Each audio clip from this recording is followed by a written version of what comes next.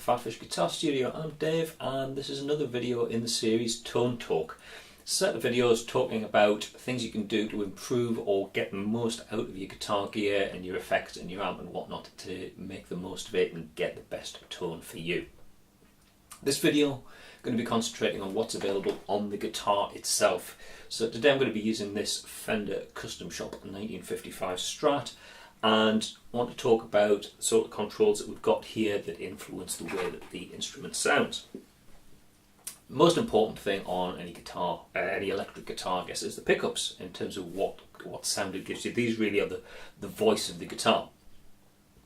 And on this particular guitar, we've got three, and there's a selector switch which allows us to decide which one or combination of the pickups are used to give us a particular sound. Now, if you've cut your teeth on an acoustic guitar, you kind of concentrate just on, picking the strings. What's your fretting hand doing? What's your picking hand doing? And you're not necessarily thinking about what can the guitar do to give me a voice. On a guitar with multiple pickups, there are multiple voices available. Now, all three of these pickups are effectively the same thing. They're wound slightly differently to balance the volume, but they're effectively the same pickup, the same sound. But depending on whether I'm using the one near the bridge, the one in the middle, or the one at the neck, I get vastly different sounds. So this is the pickup in the bridge position.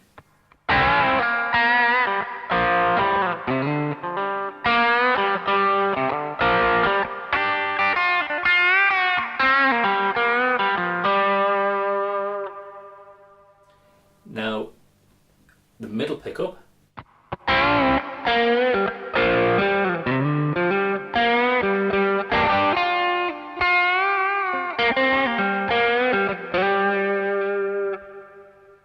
And now the neck pickup.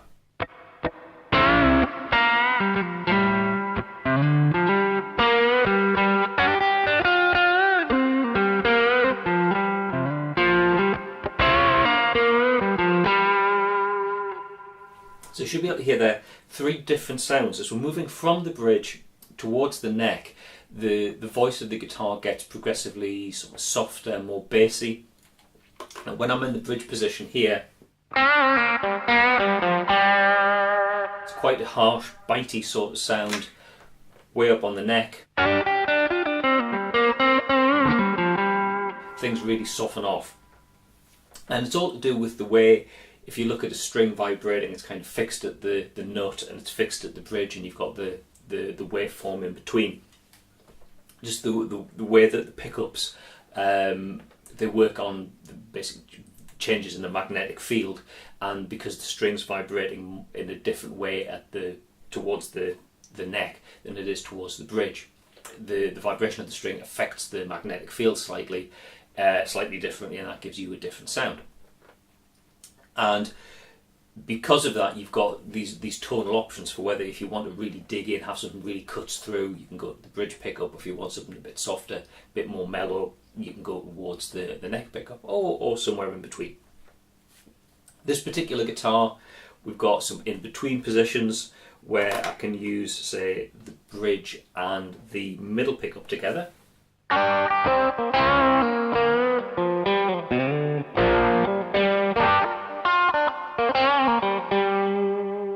Which is different to the bridge on its own,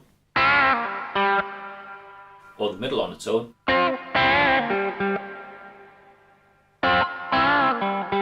Yeah, those two pickups together got quite a distinctive sound. On a Strat, it's to do with the way one of them's wound and you're getting things going out of phase, but it's another voice. That's the important thing. You've got more than one voice on the guitar. And similarly, I've got a position here where I can do the middle and the neck pickups together.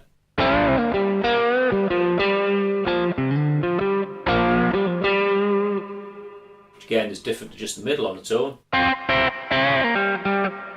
or the neck on its own.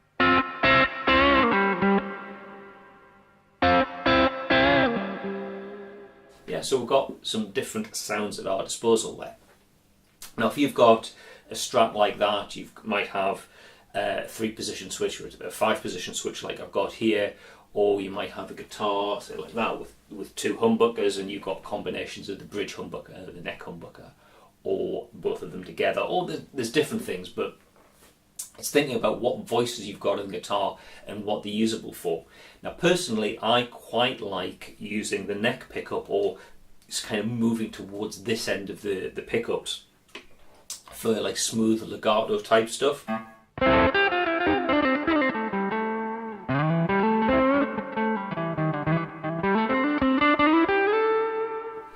I think it's softer on the ear than, you know, that bridge pickup. It's good for really digging in.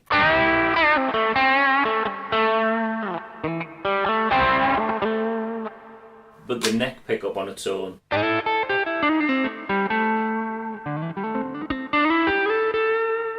just sounds a bit more mellow. Also, I find going towards the neck pickup is much more useful, or a much more pleasing sound to my ear as we're going up the neck.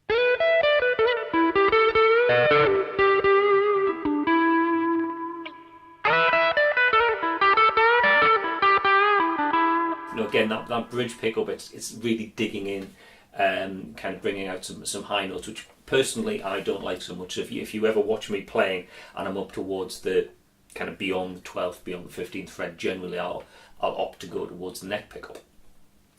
But it's just personal preference. As I said on the first video in the series, I'm sure I'm going to continue to say in other videos, it's about experimenting and kind of getting familiar with your gear and what sounds it's got and kind of how you relate to it, and you can kind of make judgments. There's no hard and fast rules. There's nothing that says if you're playing beyond the 12th fret you need to go to a particular pickup. If you're playing legato you need to go to a particular pickup. It's entirely personal preference, and you can find certain things that work in certain situations, but it's good to be aware of what sounds you've got and kind of being familiar with the different tonal options. Speaking of tone, see what I did there? Let's look at the controls we've got. We've got, on this particular guitar, I've got 2 knobs marked tone, and they affect the tone of the pickup, how trebly or how bassy they are. So if I go, say, to the so on the bridge pickup at the minute, this is the bridge pickup with the tone right the way up full.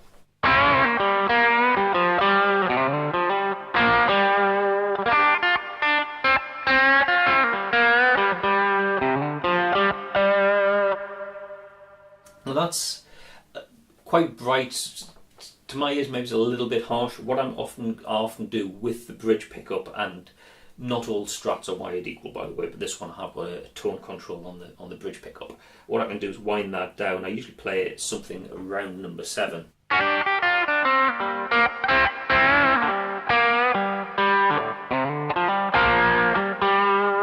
Which I think just takes that bit of harshness off it. But if I wanted, I could roll the tone all the way down.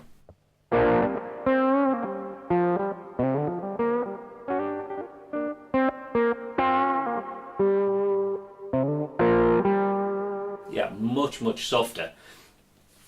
And you've got that option on the different pickups and different positions. You can dial in different tones. So don't be afraid to experiment with the tone control. Certainly if you play a Telecaster, most Telecasters I've played, I find on the bridge I want to just roll the tone off a little bit. It gets a little bit ice picky and kind of gets it really digs into your ears a bit too much.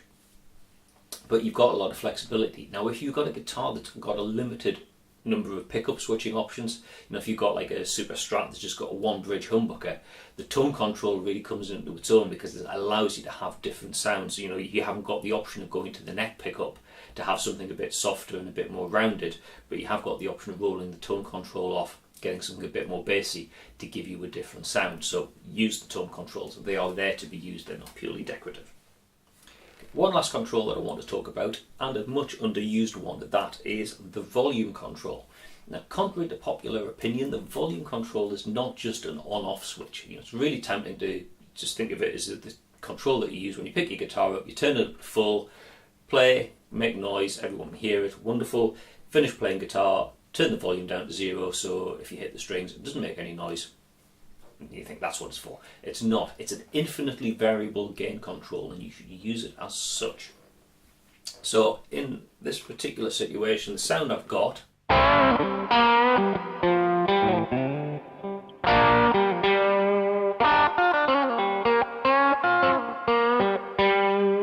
don't know how you describe that, crunch sort of sound, I guess you call it. It's got a little bit of hair to it, but it's not a particularly driven or particularly distorted sound. However,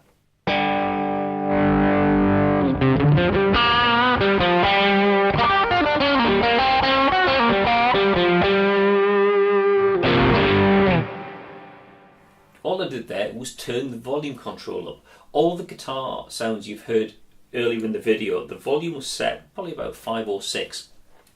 And what that's doing is just giving a bit less signal level going into the effect pedal. And if you think about how gain works, gain basically is some circuitry getting more signal than it can handle, and because it's beyond a particular threshold it starts to distort. The more signal, the more gain that you have, the more drive or more distortion that you get. So all I've done in this particular case is set the drive pedal up with what I want it to be like, say like a lead sound, my full-on like distorted or overdriven sound.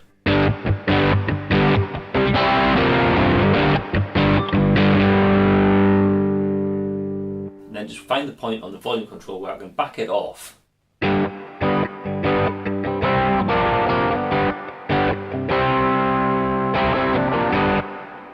Now you're not noticing a huge drop in volume there. For all I've turned the volume down pretty much halfway, you're not hearing half the volume. It's because there's a bit of play there in the gain stage, that a certain amount of the signal is just being used to introduce more drive into the sound. So by backing off,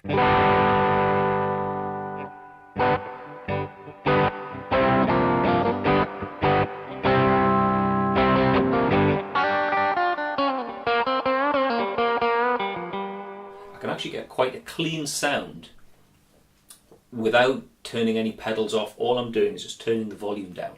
There's a slight volume drop, but you've actually got quite a lot of play on that control, where all you're doing on the drive sound is taking drive or taking distortion out of the sound without an appreciable drop in volume. Eventually you'll turn it down so far that it starts to get quieter, but think about using that volume control more so you're not dependent on having pedals to give you different sounds. If you want 2 or 3 levels of gain, you don't need 2 or 3 different drive pedals. You can set up one sound and then just get to use the volume control to give you the different degrees of drive. How the drive pedal reacts with your guitar depends on the type of pickups, how gainy they are, how much like signal is actually coming out of the guitar. These particular pickups are a bit of a vintagey sound, so they're slightly lower output than say like a modern humbucker on a guitar like that, or something extreme like the hot rails that I've got on the thin line there.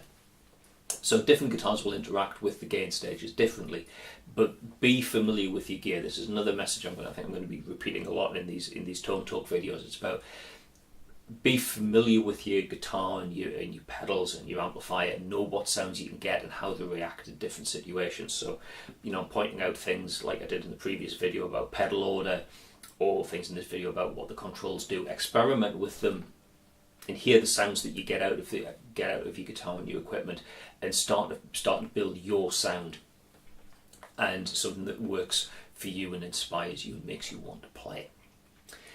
Okay, that's all for now. Thanks very much for watching. If you enjoyed this video, please click like down there. If you really enjoyed it and you want to see more videos, not just of the Tone Talk series, but anything that gets posted on the channel, then if you subscribe down there, you'll also get notified of any videos that I upload in future. If you like the video enough to comment, then please do leave a comment down there. But if you want to ask me a question or suggest something to include in a future video, whether it's about guitar equipment, guitar playing, music theory, anything like that, probably better if you go here, fill in that form, send your question in. I'll try and get around to answering it in a future video. I don't always see comments on YouTube videos, but that comments form does get directed through to me, so I'll see your question. Okay, that's all for now. Thanks very much for watching, and I'll see you in another video sometime soon. Bye for now.